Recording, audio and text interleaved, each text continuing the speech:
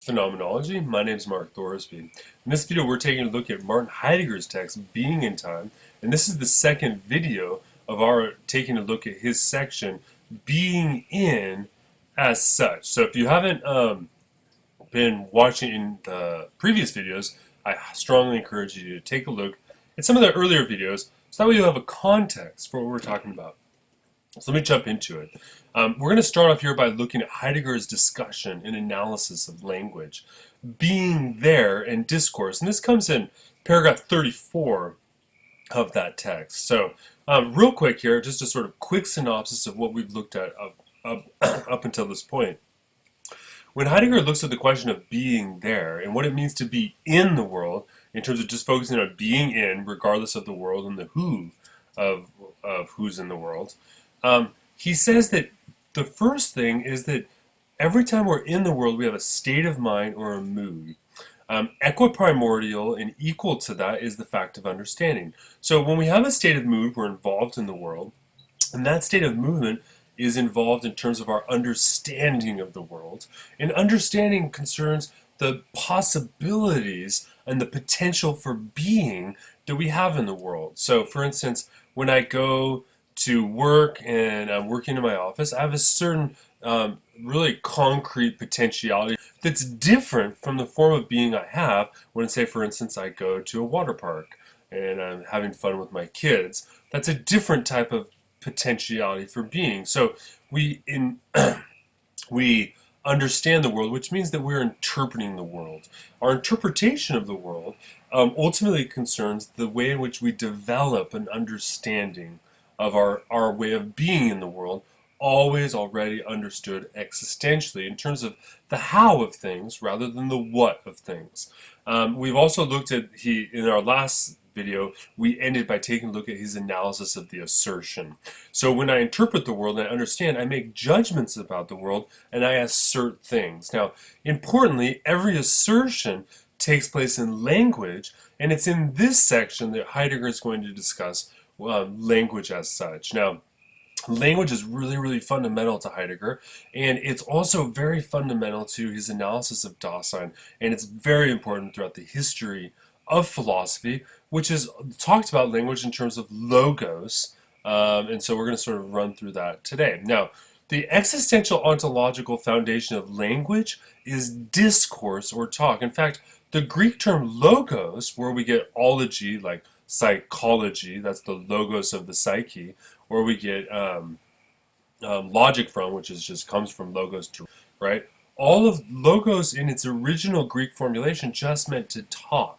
It meant discourse. And here, the philosophers I would encourage you to take a look at, for instance, would definitely include not just Plato, but certainly someone like Heraclitus, who talks a lot about the logos. So anyway, logos is a fundamental conception here, but language is founded upon the idea that we're ultimately engaged with others in a conversation, right? You don't have language if there's no need for communication. And communication, and there's more to discourse than just communication. Discourse is about not just disclosing who I am, but it's about being with another person in language together in the world, right? Discourse we'll see is existentially equiprimordial with the state of mind and understanding as Heidegger has discussed it thus far. Now, what I want to do here is go through what I've characterized as some of the key points in Heidegger's description of language and his argument about language's equiprimordiality. Now, discourse, for one, to start with, is the articulation of intelligibility. So to have discourse is to articulate something that can be understood. So it's the articulation of the intelligible. Now, that which gets articulated is the totality of signification. So we have all of these different ways of symbolizing and signifying things, and discourse is the articulation of those significations regarding about what can be intelligible. Now, discourse fundamentally, especially for Heidegger, has a worldly being. That is, to talk about discourse is always already to talk about the ways in which we actually exist in the world, right? So we're not talking about a theory. Heidegger, when his discussion here, is not linguistics. right? It's not grammar, it's not rhetoric, it's existential, ontological, right? And so discourse here is about the way in which we're involved in the world and the way in which we tarry alongside other beings in the world. Now, of course, discourse gets expressed in language. So there are different languages, and a language here is really just the totality of significations I have available. And language is really just different types of registers I have to to engage with others in an involved concernfulness in the world. Now, language is a totality of words, and it can be broken up into word things which are present at hand.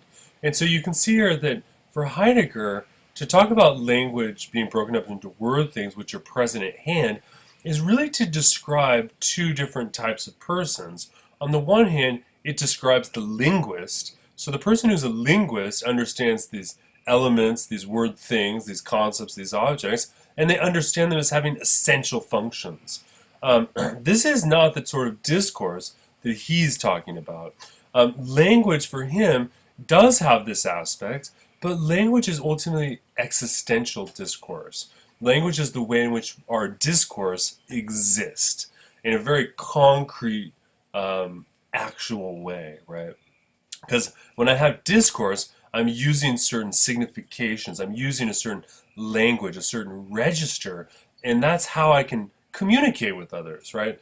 Discourse is constitutive for Daseins existence, which means that discourse is fundamental. It's absolutely essential, right? Because that's how Dasein articulates and discloses its own most intelligibility for being in the world. Now, being able to hear others and also being able to keep silent are importantly two possibilities for discursive speech. So when I engage in discourse, I can not only hear others, but I can also keep silent. And it's important that he understands both of these activities, which they are activities, they're ways of existing. He understands both of them in terms of discourse. So discourse is the fundamental model by which he's understanding all of these manifestations of existence that we take on, particularly with others in the world. Now, discourse is always about a structural item that it possesses. So discourse is, whenever you ask a question, what is the discourse about? The discourse is always existentially a structural item that is possessed within the discourse, that's fundamentally embedded in the discourse. Now, to communicate is ultimately to understand that. And communication can be understood in a very broad ontological sense, right? So you can understand this in lots of different ways, or at least rather in a very broad sense. Communication is never like conveying an experience, because in discourse, we're with others. We actually share the world with others.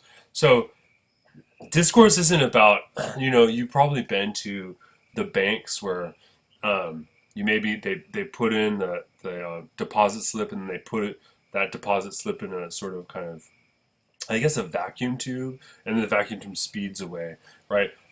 One model for thinking about language is to think that language is where I put my symbols in and I send them off and I hope someone else understands them and interprets them.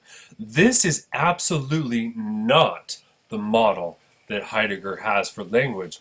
Language is when I communicate, and communication is when I'm with another being in the world. I'm with another Dasein. Remember his term, mit Dasein, with Dasein. So for him, communication doesn't take place across some sort of chasm of unintelligibility. Discourse takes place outside already, alongside with others who are in the world, right? So remember, existentially, he's giving an existential model here, which means that he's looking at how we actually exist, and we exist by communicating in the world, right? The sort of theoretical, philosophical view of language as a sort of medium by which I transmit is not an existential understanding.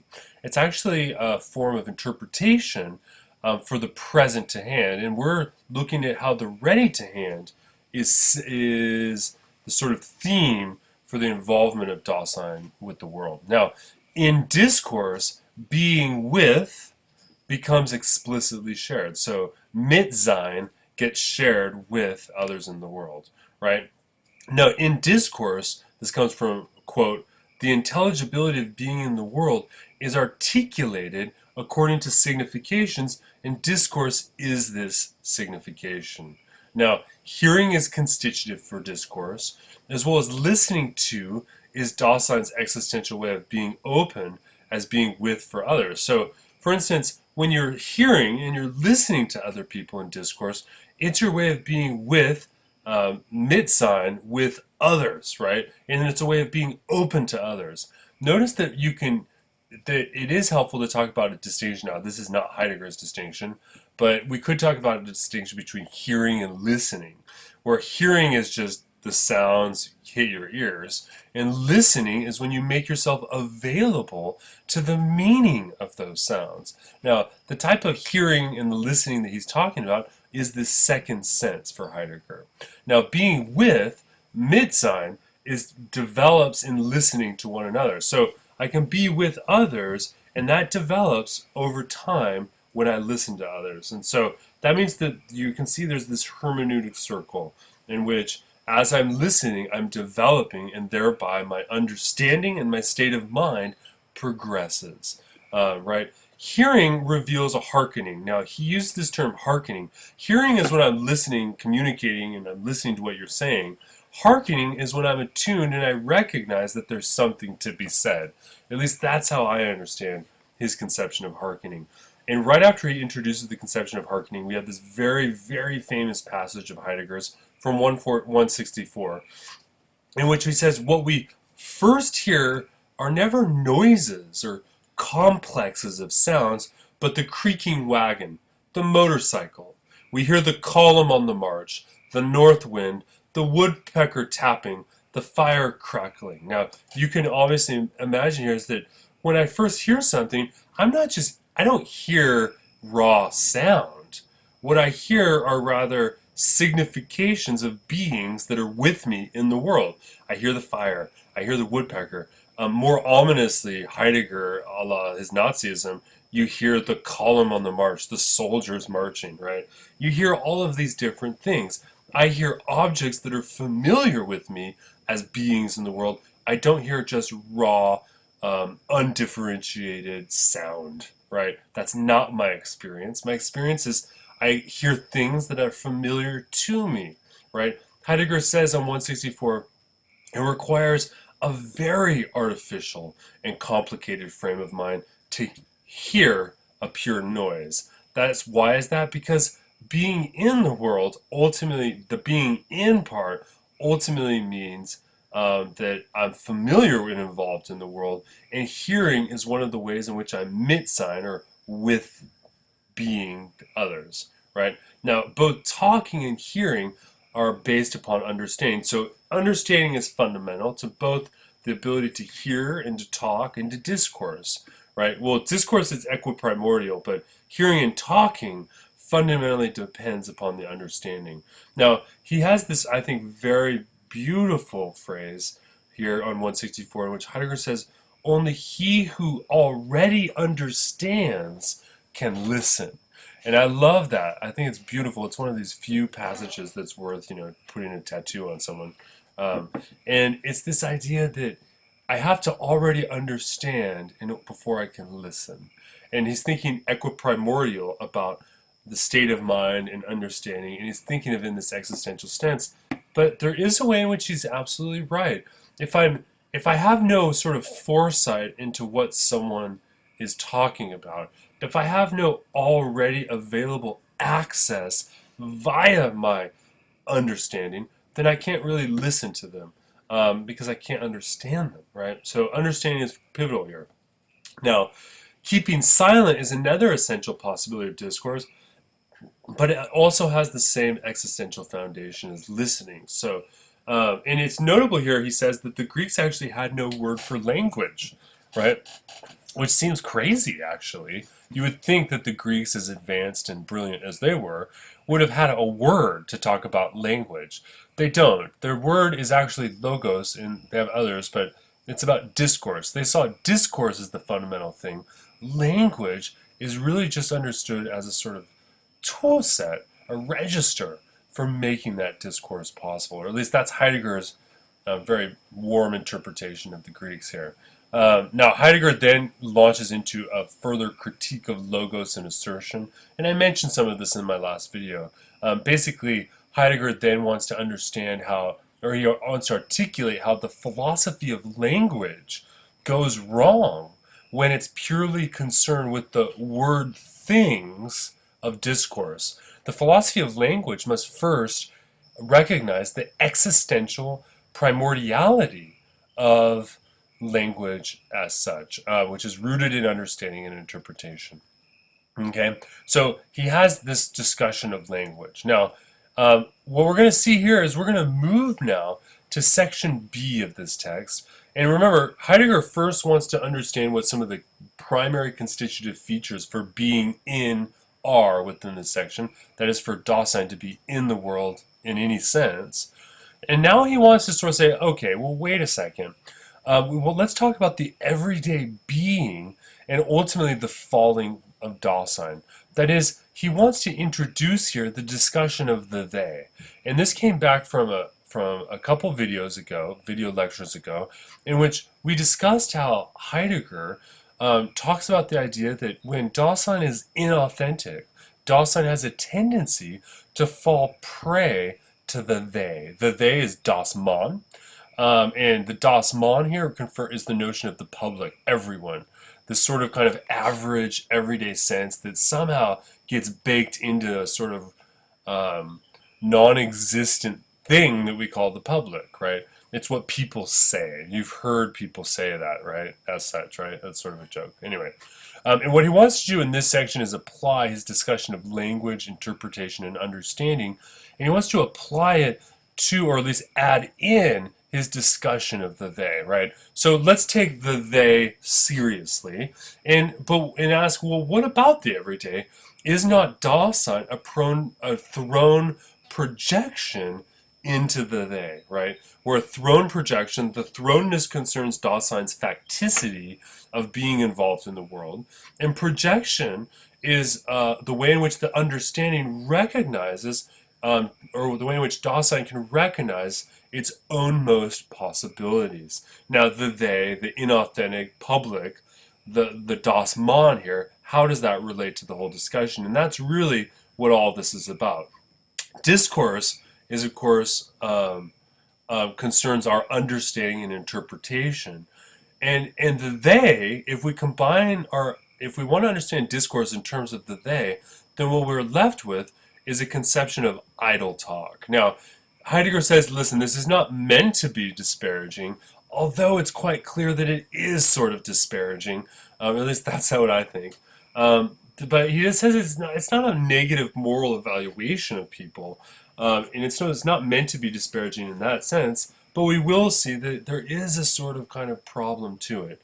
The idle talk is the sort of conversational, inauthentic way in which we have of talking with other people on a daily basis.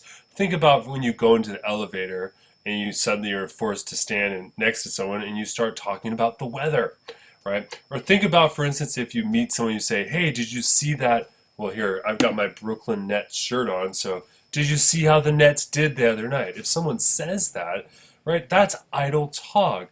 You're talking about something that requires, on the one hand, no actual attentiveness to what you're talking about in a serious way. And on the other hand, it's something that's very familiar, and it's also a way of being with other people in a way that, as it were, smooths over the rough edges and makes things easier. So idle talk is this sort of average, common, everyday way in which we talk to each other, but we don't really talk to each other. That is, we don't really communicate. That is, we don't disclose ourselves as such to another person, and they don't disclose themselves to us. We remain separate, yet we do converse. This sort of way in which we're social and yet antisocial, right? Think of the sort of kind of the chit-chat that one has over the office water cooler, for instance. Now, in terms of his analysis of idle talk, it's fairly straightforward. It begins with a couple key points from 168 and 169. Discourse which expresses itself as communication, okay, that's what we said communication was, 2, in the language which is spoken, when one expresses oneself, in the language which is spoken when one expresses oneself, lies an average intelligibility, right? So, in order to communicate, I have to express myself. There is such a thing as an average intelligibility, a sort of common man's way of knowing things, right? What's intelligible for the common every person, right? The everyone but no one, right? Being with one another takes place in talking with one another and in concern with what is said in the talk. So when I'm with another person and I'm talking to them, I'm with them at the place at which they're talking, right? Idle talk, by contrast, takes the form of gossiping and passing the word along, right? So he really sees it according to gossiping. Now, gossip is not so much based on hearsay. So he's not really thinking of gossip in the sense that, oh, did you hear what Johnny did? Or something like that. Rather, it feeds upon a superficial reading. So gossip here is a superficial reading of our understanding of our involvements in the world and of other people's involvements in the world. So gossip here for Heidegger is taken in a very, very broad and generalistic sense. Now, the groundlessness of idle talks is no obstacle to its becoming public. Now, that is, first off, you can see here Heidegger is presuming, and he ultimately argues, that idle talk is groundlessness. Why is it groundless? Because to go into idle talk is to comport oneself towards the they, towards das Man. Das Man is no one and everyone, which means that there's nothing concrete that is the ground for das Man, which means idle talk is a way of talking that's groundless. It's a way of communicating without actually committing oneself to what gets communicated, right? And think here of when I'm sort of having a chit chat with someone, let's say at the gas station, right? I'm not really committed to any sort of authentic communication. Or think about, for instance, when you're walking down the street. Here's an example. I was on campus once, and I was walking, and one of my students saw me, and he said, I said, "Hey, how are you doing?" Or I said, "What's up?" or something like that. And his response was, "Well, I'm not doing well." And my response back was, "Okay, great, have a good day." And you're probably laughing because you've done that too. I was communicating with him, but I didn't really care what he had to say. It was just a way of communicating to the everyman, to anyone. I didn't really want to get ground down into some sort of personal communication. And this is the characteristic form of idle talk, and it's groundless in this sense. But idle talk is also the possibility of understanding everything without previously making the thing one's own. So it's not personal. There's a sort of kind of impersonality or apersonality to idle talk. Now, discourse always has the possibility of becoming idle talk. So any discourse, which a discourse is his authentic term for talking about how I can authentically communicate with you and be with you in the world. Idle talk is an inauthentic mode, and discourse and idle talk always have this possibility. To really think about it like this: discourse is when discourse is when my language itself becomes merely a tool to move along, right? To keep going, as it were. It becomes purely ready to hand. Now, that doesn't mean that idle talk is a form of deception as such. It's not that when I'm engaged in idle talk, I'm deceiving anyone, but idle talk is a form of closing off. It's a way of closing off my own most being from you, right? So, for instance, you could do this if you want. Hypothetically, just go to any office building, get in a elevator, and have two experiments. The first one is when you're going up the elevator, right? Say, "How's the weather doing?" and have a sort of chit chat, and you'll find you can do that with relative ease. And that's because the person you're talking to doesn't actually have to disclose themselves. That is, the talk itself is a way of closing, right? Closing oneself off from the other. It's a way of separating out and keeping oneself to oneself, I suppose, but yet still communicating. And then if you do this elevator experiment, go on the elevator again, and this time when you're having a conversation with someone, talk to them in a way which is not idle, which is actually disclosing yourself, right? I can imagine if you were in an elevator and someone turned to you and said, "I'm really having doubts about whether or not I should stay in my relationship, And right, imagine if someone suddenly unloaded all that to you, right? That would be discourse, not idle talk. But also think how it would make most people uncomfortable because it would require them to what?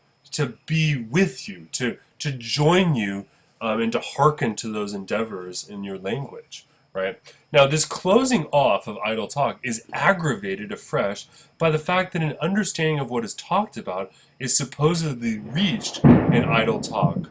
Idle talk discourages any new inquiry in any disputation. So, idle talk doesn't really want to get involved into the details. And when you're involved in idle talk, really the whole point is to close oneself off and not to engage into a true authentic inquiry or to dispute or to build an argument, right? Notice that when people engage in idle talk, they generally do not talk about politics, because to talk about politics with other people is almost always to invite a sort of disputation of sorts, right? So when we talk about the they and we talk about discourse, what it means is that the they prescribes one's state of mind and it determines what and how one sees. Sorry about that. I wanted to close the window because there's a thunderstorm. I'm hoping my computer doesn't go off here because then we'll lose the video. Anyway, let's keep going. Now, when Dasein maintains itself in idle talk, it is, as a being in the world, cut off from its primary and primordially genuine relationships of being towards the world, towards Dasein, and towards its very being in. So that means that idle talk is a form of inauthenticity. And this is fundamental to Heidegger's critique of discourse and ultimately his understanding of Dasein's true, concrete, existential ontical performance. All right. Okay, so let's move here now next. And we're gonna be concluding here pretty shortly, but let's take a look at curiosity. Now, curiosity ultimately is the base. Well, let me read this question here. This is the definition, not question. This quote: the basic state of sight shows itself in a peculiar tendency of being, which belongs to everydayness. So I see the world according to the everyday things that accompany my understanding of the world, right? And there's this tendency towards seeing things. Now we designate this tendency by the term curiosity, right? So there's a conception here of curiosity, and Heidegger will talk about the Greek conception with regard to Aristotle, Parmenides, Hegel, and others. I'm going to move beyond that in this video, but curiosity is sort of an interesting primordial form of Dasein's activity in the world. And you're going to see how it relates here in a minute. Being in the world is ultimately about being absorbed into the world of concerns, and it's guided by a sort of circumspection. So I'm in the world and I'm absorbed into the activities of the world. That's what he means by being in the world. Now, our concern can take different forms. One of the forms it can take is rest. And when he talks about rest here, he's really thinking, I think, in terms of the Greek conception of leisure, and the idea that I actually can, as it were, put myself away from the workaday world that I'm a part of. That is, even though I'm still involved in the world, because I'm a being in the world, Dasein, I'm not necessarily doing not necessarily physical, but I'm not necessarily doing the activities and the equipment forms of movement that are necessary to get things done. When you rest, you're still involved in the world, but you're not necessarily involved as a worker in the world. You don't have to work in the world. So when you're at rest, concern becomes free of work. Now, when curiosity, this is what drives curiosity. Curiosity is when I'm interested in the being in the world, and I'm free of this work, because then I'm not concerned about the ready to hand and actually getting a task done. So when curiosities become free, it concerns itself with seeing, not in order to understand what is seen, but just to see. That is, curiosity is when I want to see the world, simply to see the world. I'm not trying to use my world in any sense, or at least not as such. Now, curiosity is everywhere and nowhere, right? I'm curious sort of about everything and nothing in particular. So curiosity is therefore a way of talking about Dasein's being. And this being is one which is constantly uprooting itself. So when I'm curious, I'm uprooting myself. And you can see here he talked about discourse, he's talked about idle talk, and here he's sort of saying, my curiosity uproots this idle talk to a certain degree, and it gets me involved in the world in a sort of new way. Now, ambiguity is the next section, because what he's going to argue here is there's ways in which we can talk about existential ambiguity. Let me read the quote from 173. He says, quote, when in our everyday being with one another, we encounter the sort of thing which is accessible to everyone and about which anyone can say anything, it soon becomes impossible to decide what is disclosed in a genuine understanding and what is not.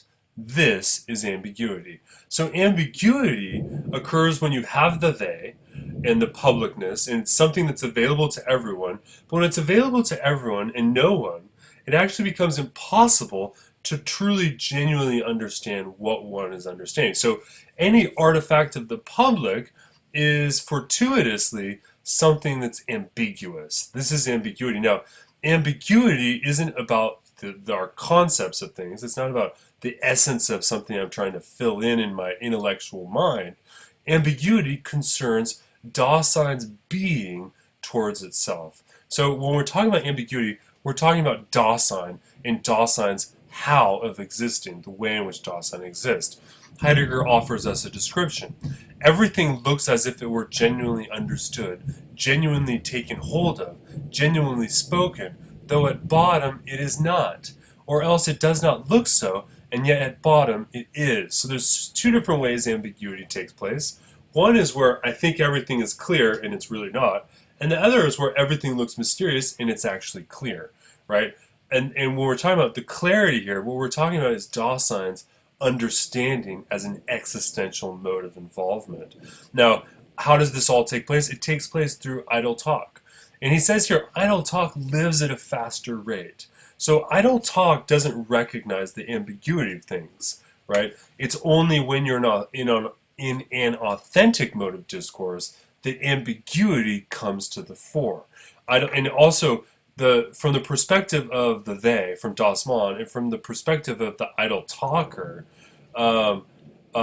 ambiguity is ultimately to think slower about things, right? He says, idle talk and curiosity take care in their ambiguity to ensure that what is genuinely and newly created is out of date as soon as it emerges before the public.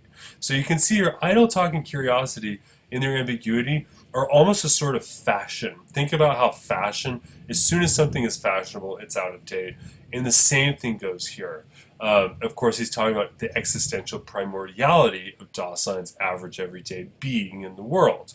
Now, in the ambiguity of the way things have been publicly interpreted, talking about things ahead of the game and making surmises about them curiously gets passed off as what is really happening. I love this phrase, and I don't know if the quotation I've pulled here makes sense, at least explicitly, immediately, but what he's talking about here is that when we have this ambiguity of the they, right, what happens is everything in the idle talk will get passed off. Things that we just predict is happening, we'll start to treat as really happening, right? And that's because in idle talk and in ambiguity and Das Mann, right, we're not actually attuned to what's concretely happening in terms of being in our being in the world, which means that it's very easy for us to just take a possibility and assume that that possibility is what's really happening.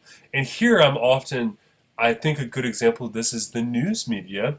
And you think about cable news networks, where a cable news network will really quite quickly go from talking about what could be the case to then talking about it as if it were the case. And this is all an example of inauthenticity. And of course, that makes sense because a cable news network is not going to really make a lot of money or get a lot of ratings if they're not using idle talk, right? If they're not being superficial. They don't want to get drowned down into the world, as it were, because they want to keep you there watching. Because guess what? And also think about television itself as a form of ambiguous idle talk, right? If you watch one of these late night comedians, right? They'll tell jokes and everyone laughs and everyone assumes that everything is clear and everyone understands everything, but actually it's totally ambiguous in terms of what people are meaning and the richness and the value that our language can attest to in terms of our actual being in the world gets completely drowned out and lost in the sort of televised experience, at least for the most part. So I love this idea. He says, yeah, in ambiguity, in public interpretation, things our assumptions and the way we see the world gets treated as actually really a part of the world, right? So thus Dawson's understanding in the they is constantly going wrong in its projects. And remember, what's the goal? What's the projection? The project of Dasein is to think about how Dasein's possibilities for being and involved in the world. But when you have Das Mann, and when I understand myself in terms of the they, in terms of the crowd, then what happens is I think that the things that I think are my possibilities are not my possibilities. And this is the degree, or this is the meaning of Heidegger's discussion of inauthenticity, right? And it's linked up here with the ambiguity that comes along with discourse in our sort of average everyday sense. Now, this ambiguity is always a tossing to curiosity that which it seeks, and it gives to idle talk the semblance of having everything decided in it. So ambiguity is a fundamental part of the structure of idle talk and curiosity, and of course related to Dasein's ultimately being in the world. Now, that means, so if you stitch these two together, Das Mann, idle talk, and curiosity, you have a conception of ambiguity that comes to the fore. And you're talking about the ambiguity of Dasein's genuine possibility for itself. Now, the ultimate question is, what's the interconnection between these three things and between ambiguity and all of this? And this is the final section of the chapter in which Heidegger argues that the answer is throne projection, or Dasein's falling. And the title is Falling and Thrownness. We've talked about throne projection. Let's talk about what he means by falling. And falling is a particularly acute term that's related to the dichotomy between authenticity and inauthenticity. Now, Dasein is proximally, and for the most part, alongside the world of its concern. And that means that Dasein's absorbed into its involvements in the world, right? This absorption has mostly the character of being lost in the publicness of the they, right? Dasein is sort of falling into the world, and it's falling in the sense that it is sort of lost in the crowd, as it were. Now, Dasein is therefore falling in the world, and when we're talking about falling, we're not talking about Dasein has some sort of pure state that it falls into. We don't mean a derogatory sort of falling. We mean an existential ontological form of falling, in which Dasein sort of goes from the possibility of itself into the possibility of the crowd, and it finds itself there, yet it's not a true authentic finding. Now, here's a couple of the key quotes from Heidegger in this section. He says, quote, "In falling, Dasein itself as factical being in the world is something which it has already fallen away." So in falling, Dasein falls away from the factical being of the world that we've sketched out so far in Being in Time. Now, an existential mode of being in the world is documented in the phenomena of falling. So even though Dasein falls into the world and it goes into this inauthenticity, that inauthenticity actually documents for us what's happening, and it helps us to understand the relationship between inauthenticity and authenticity. Idle talk discloses to Dasein a being towards its world, towards others, towards itself, and a being in which these are understood, itself in a being, as a being, in which these are understood, but in a mode of groundless falling. So we get this conception of groundless again. My apologies for the typo here. But in a mode of groundless falling, right? The groundlessness here correlates to the groundlessness of the Das Mann, right? So idle talk is the kind of being that belongs to being with oneself, one another itself, right? Now the they. What does the they bring to the equation? Number one, the they brings tranquility. it brings a tranquilization, right? Now, the tranquilization here is when I'm in the they, when I'm a part of the crowd, I'm tranquilized because as a member of the crowd, I am, as it were, free of the burdens of myself, right?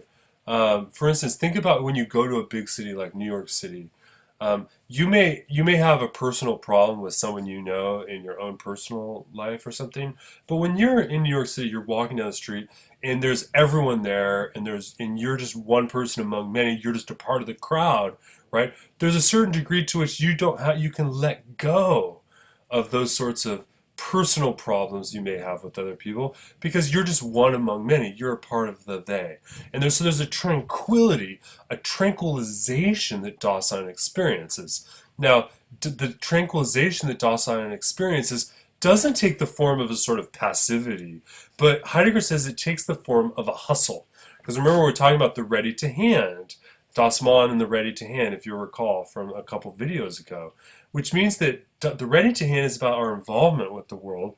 And so when I'm actually using things, I'm not actually thinking about what they are as objects. I'm not thinking of them essentially. They're just something available to me that's ready for me and available for me, which means that the tranquilization of Das Mann takes the form of a hustle, busyness, right? And think here about the busyness with which we live our lives.